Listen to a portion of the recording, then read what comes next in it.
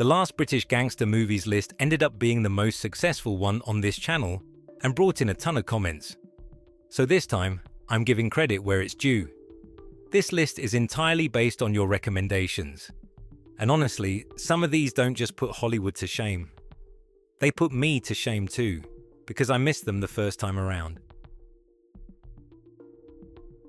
A Michael Caine British classic, The Italian Job, leans more toward a comedic heist caper than a straight crime film, but it still firmly belongs in British crime cinema.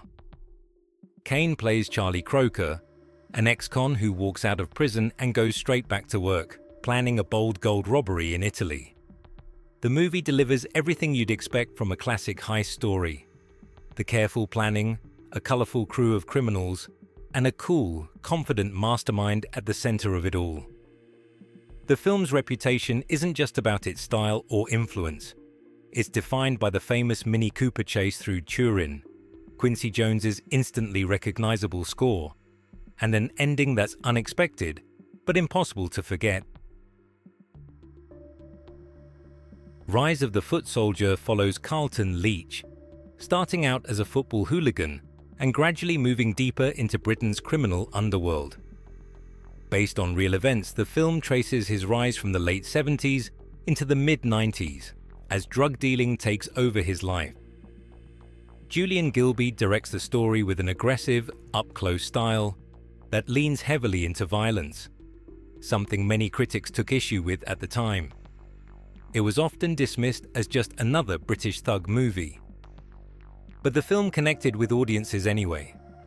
Frequently described as an English Goodfellas, it may lack polish, but it delivers a raw and hard-hitting take on real-life gangster culture, especially when viewed as a biopic rather than a straight hooligan film. This is a Guy Ritchie film, and that already tells you a lot. The gentleman follows an American expat who's built a highly profitable marijuana empire in the UK and is now looking to cash out and leave the business behind. The film is fast, sharp, and packed with Ritchie-style twists, as different storylines slowly come together. It's driven by a colourful cast, with Hugh Grant and Colin Farrell clearly having the most fun. Grant, in particular, steals every scene he's in, playing against his usual image and fully leaning into character work. Matthew McConaughey is more restrained than expected, but it fits the tone of the film. In the end, it really comes down to how you feel about Guy Ritchie's style. If you enjoy it, The Gentleman delivers exactly what you're looking for. Another Guy Ritchie film, RocknRolla, centers on a real estate scam that puts millions of pounds up for grabs and draws in some of London's toughest criminals, all looking to get rich fast.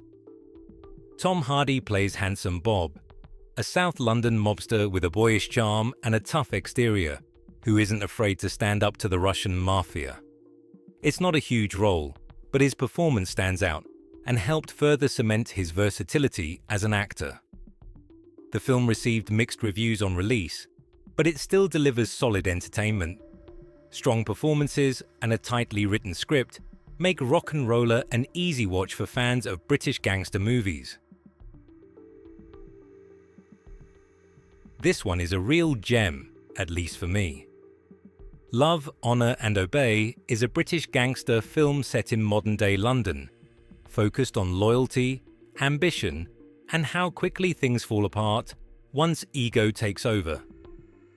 The story follows Johnny, a small-time hustler who uses a childhood connection to get close to a North London crime boss. He's pulled into card scams, intimidation, and turf disputes, gradually becoming involved in the ongoing tension between rival North and South London gangs. Each move meant to prove himself only drags him further into trouble. Love, Honour and Obey isn't slick or glamorous. It's rough, confrontational, and grounded in its depiction of late 90s British gang culture. That rawness gives the film its identity and makes it stand out from more polished crime movies. Stephen Frears' The Hit feels almost like a novel on film, an unusual crime story that plays out as a road trip through Spain and leaves room to sit with its mood. It's the kind of movie you watch, then keep thinking about. On the surface, it's about a criminal, but the focus is really on a man trying to escape what he used to be. Willie Parker is tied to British gangland, turns on the people he worked with, and disappears into provincial Spain, looking for a quiet life far from the ugliness he's seen. Years pass, and he seems to have found that peace. Then the past comes back for him. A car arrives like a line being crossed between two lives, dragging him out of the sun and back into the world he thought he'd left behind. From there, the film keeps shifting the balance. Who's in control, who's innocent, and who's already too far gone.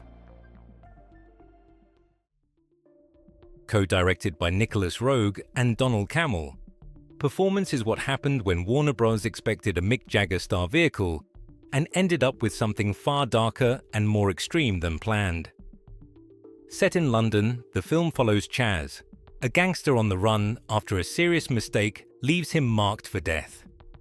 He hides in the house of Turner, a reclusive former rock star living with two women. One of them is played by Anita Pallenberg, which adds another layer to the film's constant blurring of reality, performance, and identity. The movie is dense and claustrophobic from the start, sweaty and uncomfortable, and deliberately in your face. It becomes a psychological experience about transformation, where roles shift and boundaries dissolve. It's not an easy watch, but it's a one-of-a-kind film for anyone drawn to crime stories that go fully experimental. For Jagger, this remains his most effective use as an actor. The film also points toward a pattern in Roeg's career, where rock musicians would later appear in major dramatic roles. If you're looking for a raw British revenge drama, Dead Man's Shoes is hard to beat. It's a bleak, emotional film built around grief, guilt, and quiet anger. The story follows Richard, a former soldier who returns to his hometown and begins tracking down a group of small-time drug dealers. While he was away, they humiliated and abused his mentally vulnerable brother, and Richard now sets out to confront them one by one. The men he targets aren't portrayed as clever or powerful. Through flashbacks, the film shows their cruelty in blunt, uncomfortable detail. As the story moves forward, it also becomes clear that Richard himself is deeply damaged, carrying heavy guilt over what he failed to prevent. The film steadily tightens until it becomes clear that this story can only end in tragedy, leaving behind nothing but loss,